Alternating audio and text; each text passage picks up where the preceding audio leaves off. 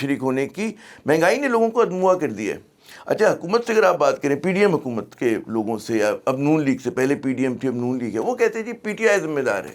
تو جو کچھ ہم بھگت رہے ہیں آج وہ اس وجہ سے ہے کہ جی تحریک انصاف کی پالیسیز غلط تھیں. کتنا آپ اس چیز سے اختلاف کریں گے یا اتفاق کریں گے؟ چاہے وہ گورنمنٹ پی ٹی آئی کی ہو یا پی ایم ایل این کی ہو یا پی پی پی کی ہو, معیشت کی تنابیں آپ کے ہاتھ میں نہیں ہیں. آپ کے ہاتھ میں نہیں ہیں, اس کی دو وجہ ہے. ایک آپ کے ہاتھ میں نہیں ہے کہ آپ کی جو بنیادی پالیسیز ہیں معیشت کی وہ آپ کو آئی ایم ایف کی ڈائریکشنز کے حساب سے کرنی پڑتی ہیں, پہلی بات. دوسری بات جو ہے کہ جو کمیونٹیز یہ چیزیں آپ بات کر رہے ہیں, یہ چینی ہے, آٹا ہے, یہ جو سب کچھ جو ساری چیزیں بات کر رہے ہیں, ان چیزوں کی ڈیمانڈ سپلائی کی پوزیشن پہ گورنمنٹ کا کوئی لینا دینا نہیں, کنٹرول بھی نہیں ہے, لینا دینا بھی نہیں ہے. اب میں آپ کو صرف ایک چیز پہ آ جاتا ہوں, چینی پہ. ہم نے اسی گورنمنٹ میں ریسنٹلی دیکھا کہ چینی ایکسپورٹ ہوئی, ماشاءاللہ. اب چینی امپورٹ ہو گئی, دیکھا آپ نے, ٹھیک ہے. آپ دونوں کا اب آپ اس میں سینسیشن پیدا کریں گے, پیسے بنے, سب کچھ بنے, سب کچھ ہوا, ٹھیک ہے. جو فیصلہ جب ہوا تھا کہ یہ ایکسپورٹ کی جائے گی تو کوئی کاغذ رکھا گیا ہوگا, گورنمنٹ کے سامنے رکھا گیا ہوگا, اس میں ایک طرف رکھا گیا ہوگا کہ یہ ہماری ڈیمانڈ ہوگی اور یہ سپلائی ہوگی, ٹھیک ہے. میں کبھی کسی پروگرام میں کل یہ پوچھا تھا کہ وہ کاغذ کس نے رکھا تھا, نہیں کس نے بنایا تھا. وہ جو کاغذ رکھا گیا تھا کہ جب کہا گیا تھا کہ ایکسپورٹ کر دو, وہ کاغذ کس نے بنایا تھا؟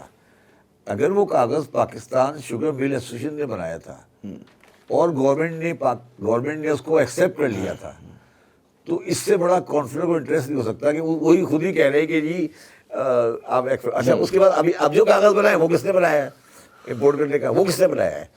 تو جو گورنمنٹ ہے, جو پتہ چلا کس نے بنایا وہ کاغذ, میں وہی عرض کر رہا ہوں نا آپ کو,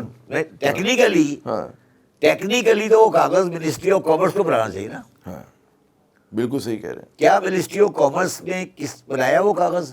چلے اگر منسٹری آف کامرس نے بنایا تو منسٹری آف کامرس نے کس بنیاد پہ بنایا؟ اس وقت پاکستان شوگر مل ایسوسیشن نے لکھ دیا ہوگا کہ ڈیمانڈ 100 ہے اور ہماری پروڈکشن 80 ہے, سوری 120 ہے, آپ 20 ایکسپورٹ کر دیں. اب انہوں نے لکھا ہوگا کہ ڈیمانڈ 140 ہے, ہماری پروڈکشن 80 ہے, آپ 40 امپورٹ کر لیں. یہی ہوا ہوگا نا. اب وہ جو ڈیمانڈ, چلے سپلائی تو وہ کر رہے ہیں, ڈیمانڈ کون دے رہا ہے؟ گورنمنٹ پاکستان یا اس کے کوئی ادارہ دے رہا ہے؟ میں آپ کو بالکل لمبی بات کو چھوڑ کر یہ کہنا چاہتا ہوں کہ گورنمنٹ آف پاکستان اسلام آباد ان معاملات میں 100% فیل ہے.